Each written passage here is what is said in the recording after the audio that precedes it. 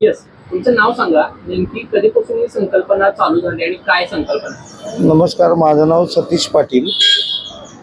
4 वर्षापूर्वी आम्ही बिजांगपूर गणेशा या नावानं एक गणेश मूर्ती, मातीतील गणपती, प्रदूषण टाळण्याकरता आम्ही ही संकल्पना हे केली. माझे 2 कुंभार आहेत, मंगेश कुंभार आणि अर्चना कुंभार.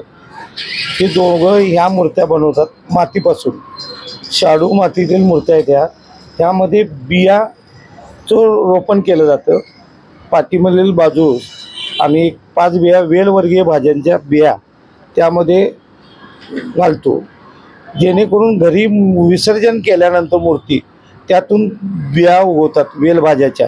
म्हणजे तुम्हाला त्या घरी जर विसर्जन गणपती तुम्ही केला तर त्याच्यापासून वेलवर्गाच्या भाज्या, कारल्याची, दोडका, दुधी भोपळा अशा वेलवर्गाच्या भाज्याच्या आम्ही बिया त्यामध्ये घातलेल्या आहेत.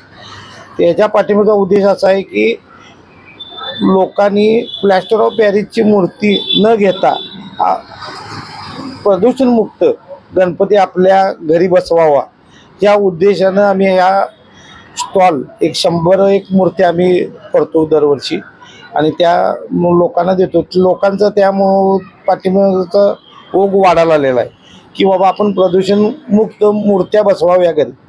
आपण एवढं गणपतीचं श्रद्धा भावनेनं त्या मूर्त्या बसवतो, त्याचं विघटन पण चांगल्या पद्धतीनं आपल्या समोर व्हावं हा एक उद्देश आम्ही ठेवून ह्या मूर्त्या आम्ही बनवलेल्या आहेत.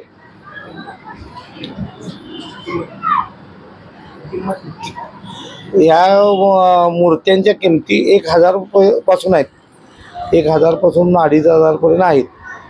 1 फुटापासून 1.5 ते 2 फुटापर्यंत ह्या मूर्त्या आमच्याकडे उपलब्ध आहेत.